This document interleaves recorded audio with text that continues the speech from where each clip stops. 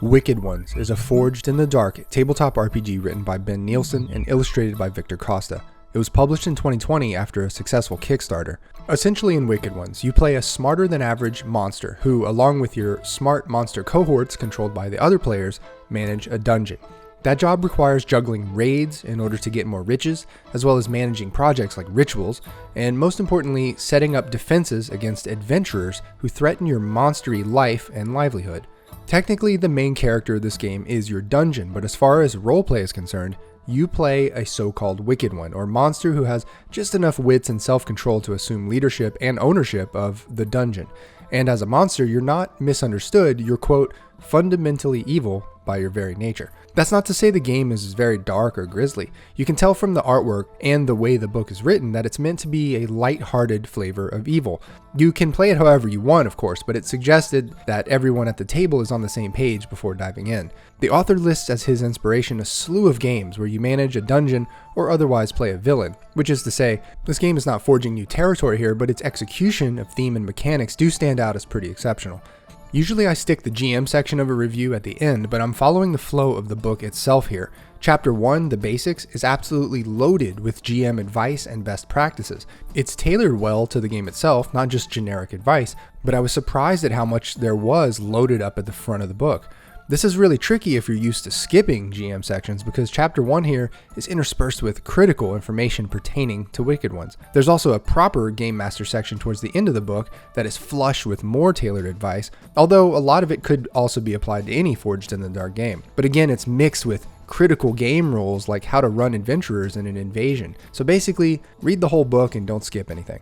There are a lot of moving parts in this game. I'm not going to cover everything, but here are some of the basics. Stress is your main point pool. You take on stress for a variety of reasons.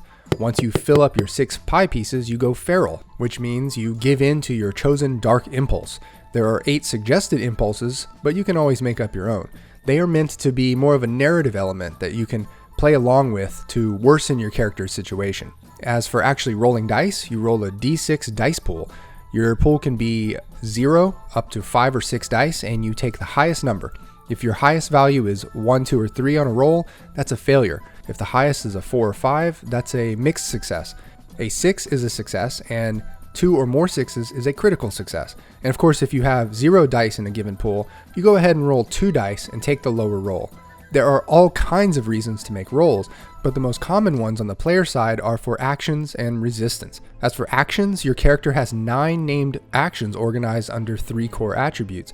You can level up actions up to 3, meaning you can throw up to 3d6s when using that action. One way of leveling up an action I thought was cool was through practice XP, where you can earn 1 die for an action that has no points in it just by using that action 3 times. There's a whole process here for rolling an action, and that as well as resistance rolls and clocks you should be familiar with if you've played Blades in the Dark or any Forged in the Dark spinoff. I review those basic concepts in my Blades in the Dark review, so you can check them out there if you're curious. There are a number of small interlocking mechanics in Wicked Ones that take some time to learn. For example, you have defenses which are derived from your gear. A defense gives you a once per round of play resistance against an attack. Then you have gold, which is not necessarily gold. It just represents a unit of wealth that your character can spend. You use gold for a number of things. And then you have the so-called dark hearts, up to 2 meta points that you spend to get +1 die on an action or resistance roll. You earn dark hearts by playing into your dark impulse, spending loot on your revelry, or from certain special abilities. There are actually many more little moving parts here, but I'm going to get to them in a minute. So you have your character, who is a monster of any fantasy race, but there is a list of suggested races. The race by default doesn't confer any hard powers or bonuses, but there are some advanced options for coming up with those if you want. What makes your character special is their calling. There are 9 callings in the book, each with 8 or so unique special abilities. You start off with 1 special ability and earn new ones by filling the Wicked XP track. For every 9 XP, you pick up a new ability. At the end of the book, there are 4 suggested advanced creature types that you can play. These each have entirely unique mechanics and play sheets. These advanced characters really made me realize that this game has been playtested extensively, which is always a good sign. Another huge aspect of your characters is minions. These are treated as a group of 2 to 5 creatures of any one race, and they all have a single type like raiders or grunts or thieves. Those details are largely narrative, but minions do have some harder mechanics like their actions and upgrades. Minions have a few major functions. One, they can accompany you on raids, which usually gives you a statistically higher chance of succeeding. Two, they act as dungeon defense when the adventurers invade. And three, you can use a minion as the basis of your next character if your current character dies or runs away. The dark arts section of the book is painstakingly thorough and well conceived, but I'm just going to go over it briefly. Basically, you have the choice of 3 different dark arts. Each of these disciplines creates either a thing like a contraption or a potion, or an event like a ritual. They range from tier 1, which means it's sort of mundane and just replaces a normal action, to tier 3, which is very dangerous or takes a long time or really changes the story, or all of the above. Like I mentioned, this chapter is very thorough. The book gives you a D66 table for contraptions and potions, and with regard to spell magic, it is subdivided into sorcery, witchcraft, and channeling. You can totally make up a spell as needed in the fiction, and the GM will set the tier on the spot. But what's crazy is that each of these magic disciplines has 5 or 6 sub-disciplines with 9 example spells each. Actually, channeling contains 13 named gods, each with 9 channeling powers, so there's a lot to work with here. Rituals are an entirely other animal in the game that have requirements that can turn into sessions-long missions. The way the game works is that you start off talking about the region. The book refers to this as the sandbox because there is nothing outside of this region as far as you're concerned. Within the region, there are 2 major or tier 4 factions. They can be anything like a city-state or a kingdom or a powerful tribe, good or evil. Then you have a smattering of smaller, lesser tiered factions. After establishing the sandbox, your characters all participate in a raid. This raid is where you will establish a foothold into your dungeon. The raid itself behaves much like a heist in Blades in the Dark, where you're inserted into the fiction and sort out the in-person details of a fight or whatever approach you've chosen for the raid. By the way, raids do have a structure. You have a goal, target, plan, and details. But for this first raid, the goal is always to establish your dungeon. Dungeons can be any of 5 major archetypes. Each of these types has its own play sheet. They all have the same kinds of tier 1 and tier 2 rooms, but each has a different set of tier 3 rooms. The higher tier just means it's more costly to build and offers more mechanical or narrative advantage. When you first get your dungeon, you're given a few starter items. First, the GM draws the outside area, then players each take turns drawing in the starter stuff. This is some of the most fun I've had in this game. Not just because of the unique joy of collaborating on dungeon design, but doing so in a way that is meaningful. Every decoration could have some bearing on the fiction, but the locks, tricks, and traps carry mechanical weight, and thus they especially matter because those are some of the only things standing between your character and the adventurers when they come a-knocking. Another thing that makes dungeon creation a joy is the huge set of dungeon icons drawn up by the artist Victor Costa. This is essentially a whole dungeon design language, and I think it's one of the greatest offerings of this book, even independent of its rules. These icons compelled me to draw a dungeon just for fun, which is something I haven't done in years. Anyway, when you build up your dungeon, you have to answer a number of questions. Like a lot of things in this game, it's about the flavor of the narrative. You could probably resolve a lot of the conflict in a session with 30 or 40 dice rolls, but the point is to add detail and tell a story. And as far as the intent of this game, your dungeon is the main character, so the details matter in that sense.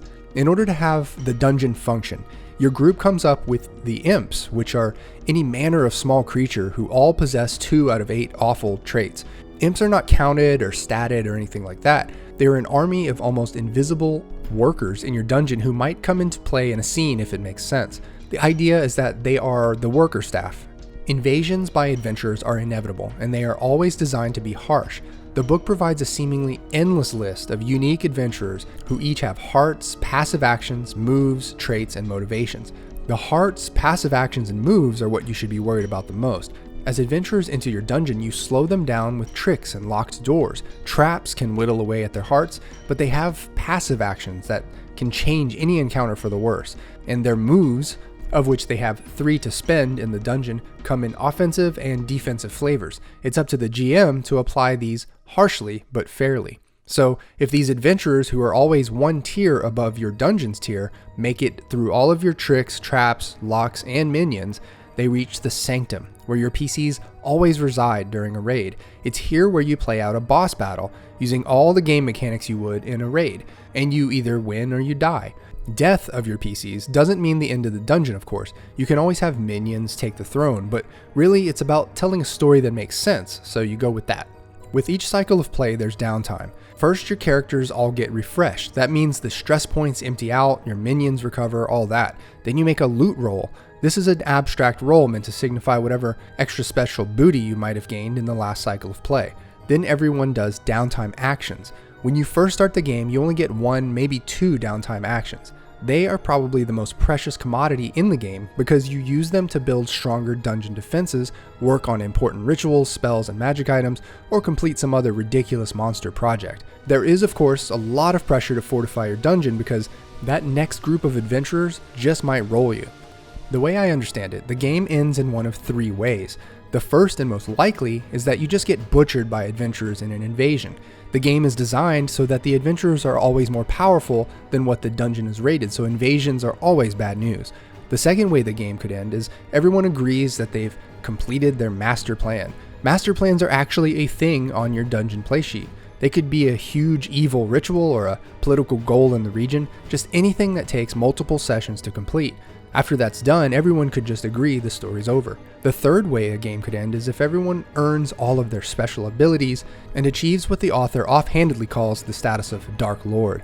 In other words, your wicked ones become too powerful to be defeated, and in the absence of any pending master plans, everyone just calls it quits as Dark Lords.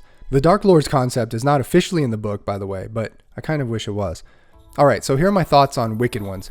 And just as a disclaimer, Ben Nielsen, the author, did sit down with me online and showed me all the ins and outs of his game, so the cons section might be a little awkward because I know he's watching. Cons.